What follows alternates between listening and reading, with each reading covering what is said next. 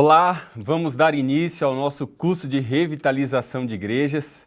Para aqueles que não me conhecem, meu nome é Alex Palmeira, sou formado em teologia pelo NASP e estou concluindo aí 2 programas de mestrado, um em missiologia e um outro a ênfase em eclesiologia, que é uma paixão que eu tenho também. Trabalho aqui como diretor da área de missão global para todo o sul do Brasil. Mais especificamente aqui me dedico à formação de plantadores de igrejas e também o desenvolvimento de revitalizadores, que vai ser o assunto desse nosso curso. O que estou começando hoje aqui com você é um sonho antigo já. É também pedido de muita gente que já tem participado dos nossos fóruns de discussão do Vintage e também da nossa residência de revitalização de igrejas. E é muito bom a gente poder ter a oportunidade de trazer esse sonho para você de maneira online. Nesse primeiro encontro com você, eu gostaria de falar um pouco sobre o porquê Vintage, né? Por que a gente chama o Vintage dessa revitalização, esse programa de revitalização de igrejas? E nós vamos conversar um pouco hoje como é que a gente pode tirar a igreja do estado de estagnação e declínio de volta para o processo de crescimento, reprodução e também multiplicação. Veja só, desde o ano de 2014, nós temos observado a necessidade de nós focarmos na revitalização de igrejas e muito disso porque não existia um curso, uma jornada, uma residência sobre revitalização de igrejas em nenhum outro local. Eu realmente, assim, se existir, eu ainda desconheço que nós temos aí várias residências ou cursos disponíveis dentro do nosso contexto sobre revitalização de igrejas, então acredito ser muito oportuno tudo isso que a gente vai ter e passar nessa jornada juntos aqui.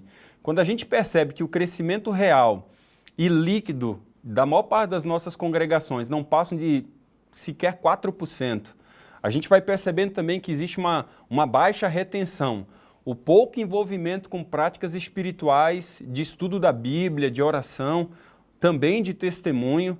Quando a gente fala de serviço ao próximo, essa diminuição crônica também do plantio de igrejas, esse perfil imaturo dos membros, porque basicamente em 5 anos boa parte saem da igreja, além de também uma visão estreita da missão de Deus, o que faz com que muitas congregações sejam viciadas em mobilização por meio de eventos. A gente poderia destacar muitas dessas questões. Eu também poderia dizer que quase 15% das congregações elas não levaram sequer uma pessoa a Cristo no último ano. Você tem noção do que é isso? São congregações que tiveram 150 cultos, são congregações que tiveram um monte de programa, receberam um monte de materiais, mas não levaram uma pessoa sequer a Cristo. E isso aponta para a inexistência, muitas vezes, de sistemas que não são intencionais em mudanças práticas, mudanças que sejam realmente nas raízes. E é por isso que essa residência, que é presencial desde o ano de 2017, agora chega até você através do curso Vintage de Revitalização de Igrejas. Isso é uma bênção de Deus para nós. Essa residência ela busca reativar 7 fatores essenciais na trajetória de uma igreja saudável. E se você se dedicar, eu acredito, se você se envolver e compartilhar essas ideias, certamente a sua igreja não será mais a mesma. Eu tenho certeza disso. Então, antes de falar sobre o sistema de revitalização, eu gostaria de trazer para você um pouco da nossa trajetória. Como é que a gente chegou até aqui? Como que estar aqui é tão importante para nós e ela não é fruto de uma ideia que veio de agora, não. Ela é fruto de uma trajetória que já temos seguido aí basicamente desde o ano de 2013, mas que em 2017 a gente tornou isso real através de uma residência presencial e agora chega até você através de aulas online. Isso é muito bom. Eu poderia dividir essa trajetória em pelo menos 4 momentos importantes. 4 momentos. A primeira fase, eu acredito que foi aquela fase de confronto de realidades e também de criação de consciência. A gente sabe que não existe mudança real sem confronto honesto com a realidade da sua igreja. E por isso eu apelo a você para que você seja honesto com isso. A nossa tendência é a gente tentar mascarar, né, a nossa realidade, porque, de certa forma, ela expõe a nossa liderança, o nosso estilo, nossas capacidades, nosso engajamento e também a nossa visão. Mas, a não ser que nós sejamos realmente honestos conosco mesmo, nós poderemos dar passos significativos a mudanças se a gente não for honestos, elas basicamente não vão se tornar sustentáveis. Para que você tenha mudanças sustentáveis, você precisa dar esse passo anterior. Então, em 2013, a gente já trabalhava aqui coordenando a área missionária para mais de 2.000 congregações que nós temos aqui no sul do Brasil, e nós começamos a detectar muitos dos problemas que eu já citei para você anteriormente, e diante disso nós podemos ter duas atitudes, sabe? A gente estava pensando, que atitude que a gente vai ter? Uma era ver tudo cor-de-rosa e dizer, olha, tá tudo certo, a igreja é uma igreja ou outra que tem esse problema, né? E a gente podia se apegar aos nossos resultados ali, né? Se manter vivos diante dos resultados que a gente tinha, ou então a gente podia querer de fato mudar e dar um passo nessa direção.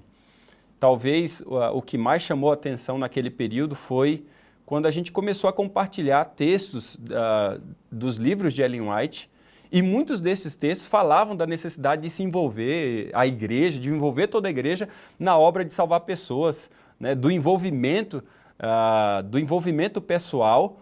E foi muito interessante porque a maioria dos textos dizia: a cada um foi dado o privilégio de participar da missão de Deus, a cada um foi dada uma obra a ser feita, a cada um foi dada uma obra a ser realizada. Então, esses textos, eles estavam, de certa forma, nos confrontando para uma realidade de que as nossas congregações precisavam redescobrir o sacerdócio de todos os crentes, o ministério de todos os santos, os dons do Espírito Santo e essa intencionalidade em ser parte da transformação da comunidade, da vizinhança, e aqueles, de certa forma, aqueles textos, eles ardiam o nosso coração, né? E eu vou deixar aqui para você um link para você baixar essa coletânea de textos com mais de 10 páginas que nós selecionamos durante esse período e que de certa forma, encorajava a gente nessa trajetória. Foi uma forma de também nos guiar diante da visão que a gente estava, naquele momento, reforçando, descobrindo. Isso, de certa forma, gerou uma inconformidade muito grande. Inconformidade é aquele sentimento, né, que brota dentro da gente, que vem com aquele impulso gigantesco, fruto de uma consciência, de uma reflexão. E na verdade, você pode mudar até de duas formas, né? Você pode mudar por uma inconformidade, né? Ou você pode mudar por uma crise. Mas quando a gente está falando de uma inconformidade, a gente está falando exatamente dessa convicção interna, né? A gente está falando dessa consciência. A inconformidade, ela nasce do coração. A crise, ela nasce de uma necessidade externa, né? Então, você, muitas vezes, quando é numa crise, você é forçado a mudar. Eu acredito que em 2013 nós estávamos criando uma consciência, sim, convicção do que veio a se chamar aqui no nosso contexto de cada um salvando um, que nada mais é do que o resgate da doutrina do sacerdócio de todos os crentes, mas também nós percebimos que existiam coisas que não estavam boas, né? Coisas que tinham que mudar. E, de certa forma, havia uma crise, ou seja, nós tínhamos uma inconformidade e também nós tínhamos uma crise. E é muito importante reconhecer isso. Isso nos dá humildade, dependência, ao mesmo tempo interdependência, ajuda mútua, né? Uma causa que nos ajuda a se doar mais. E está aí a porta de entrada para talvez a segunda fase desse processo, que foi começar a compartilhar a visão com outros. Quando você tem algo precioso, e é isso que eu tenho percebido na minha vida, na vida de colegas, na vida de todos aqueles que querem o bem da igreja, quando você descobre algo precioso, transformador, algo grande, algo poderoso, o maior pecado é você guardar isso para você. Esse é o maior pecado. Talvez o maior pecado desse curso, dessa jornada juntos, é você receber tudo isso aqui e guardar só para você, não compartilhar com a sua igreja, não compartilhar com outras pessoas. Então, eu já vou dizendo logo claramente para você, tudo que tiver de dispositivo, de oportunidade para você compartilhar esse curso, essas verdades, esses ensinos, por favor, faça isso. Porque o maior pecado é guardar para você. Reter e segurar é um paradigma que nós queremos mudar na sua igreja. Você está entendendo? Isso nós queremos mudar. Nós queremos que o paradigma seja de liberar e enviar. E essa é parte da cultura de igrejas saudáveis. Em 2014, nós começamos, se formos olhar, algo muito simples, algo silencioso. Eu acredito muito nisso, sabe, gente? Algo silencioso, mas com muita intencionalidade em ver a reflexão que nós estamos fazendo e fazendo expandir em todos os nossos diálogos aqui. Eu lembro como hoje, quando a gente começou os fóruns de discussão do vintage, né? Muitos se perguntavam, por que é vintage, né?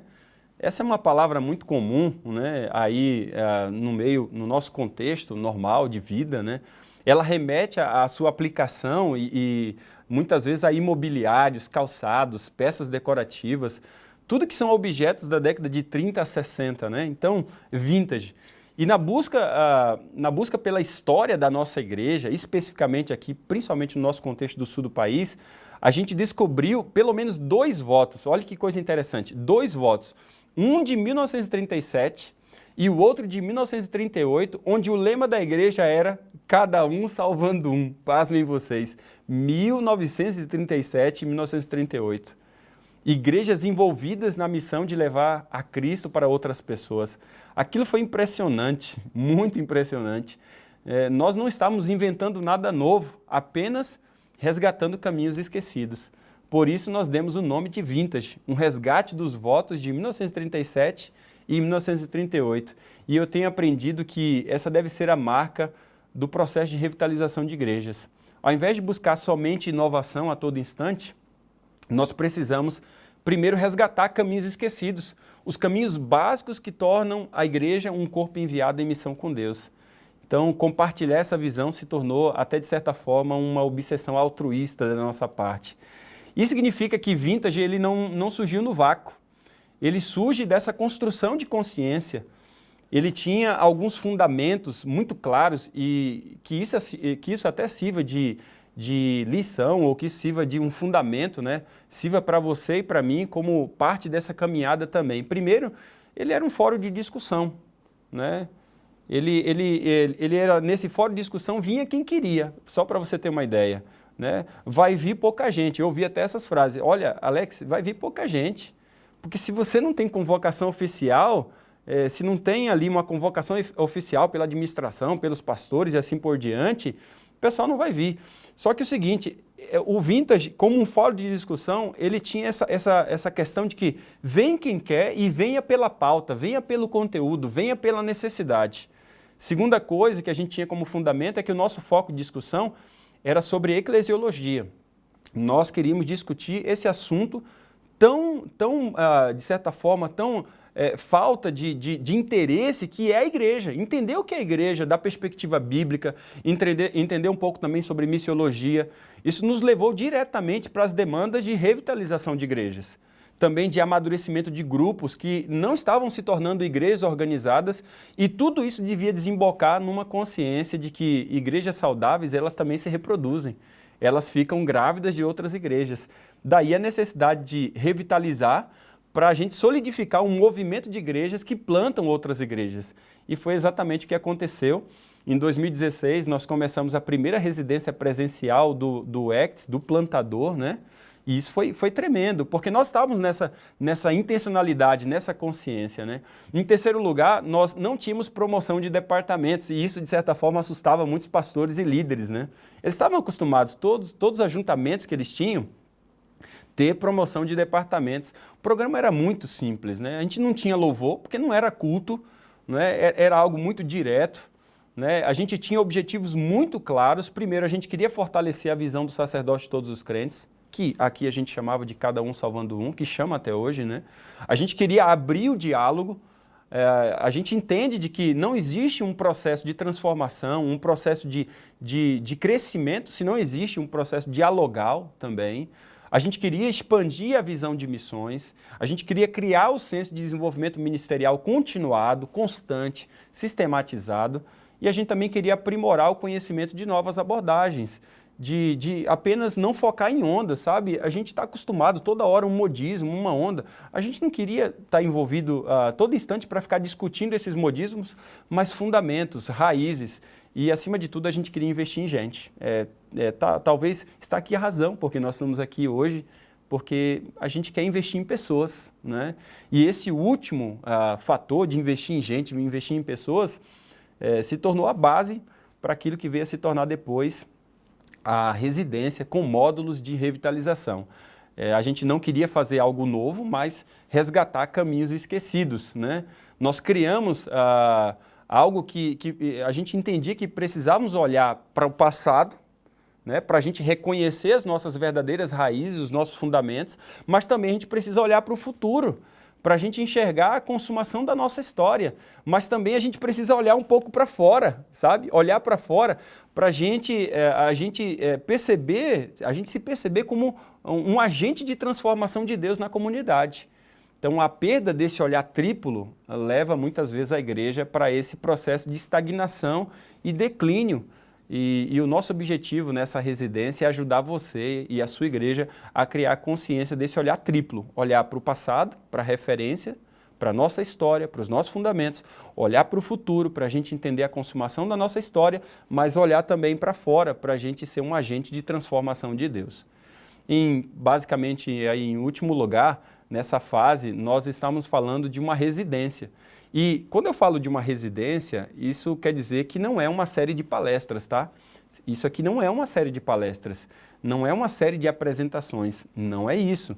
Isso aqui é uma jornada juntos que nós vamos ter, que vai envolver fundamentos teóricos e atividades práticas. Não se trata de um evento, de um processo onde a gente trabalha liderança, não. Aqui nós estamos falando de um processo claro e intencional de formação de líderes, onde a gente vai abordar a questão de estruturas eclesiais e engajamento missionário. Isso é tão fundamental porque isso nos levou diretamente para a nossa última fase, que é viver essa mudança e ser fiel a esses fundamentos, né? Nós tínhamos claro que isso é processo, não é um evento. Então isso aqui não é uma série só de palestras, isso aqui é um processo juntos.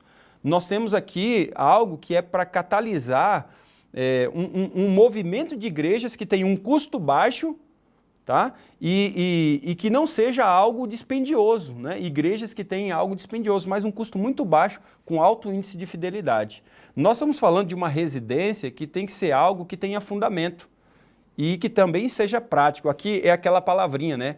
É algo que seja da praxis, ou seja, que tenha um fundamento teórico que nos dê base para uma prática saudável, uma prática salutar. Porque muitas vezes a gente tem uma prática que não tem fundamento e aí a coisa morre. E às vezes a gente tem muito fundamento, mas não tem prática e a coisa não acontece. Então a gente precisa desse contexto e essa residência vai prover isso para você. Ao mesmo tempo é uma residência altamente contextual, não é uniformizadora. Tá? A gente não adota modelos prontos, modelos pré-fabricados. E a gente também aqui tem um foco na execução. Por isso a gente sempre diz aqui que a gente tem que ter acompanhamento. Né? Não é só uma participação passiva. Nós precisamos entregar um resultado e que seja um alto resultado, diferente de um monte de coisa que muitas vezes custa muito, é muita teoria, é uniformizador, só tem uma participação passiva e que acaba trazendo resultado baixo e ainda pior, sem legado algum. Então aí está a questão que nós estamos falando, a questão principal, que é trazer mudança para você e a sua igreja e deixar um legado para as novas gerações. É isso que te espera nessa nossa residência. E nesse sentido, será muito bom você baixar o documento que eu estou deixando aqui da coletânea de textos dos livros de Ellen White e passar um tempo refletindo sobre eles. Ore também para que Deus ele te dê um coração aberto para tudo aquilo que a gente vai conversar, sem preconceitos, para uma reflexão mais profunda do que significa ser igreja e como esta pode cumprir o propósito pela qual ela foi chamada. Bem, no próximo encontro, quero mostrar um pouco desse sistema que está por trás desse processo de revitalização. Nós nos encontramos lá. Até breve.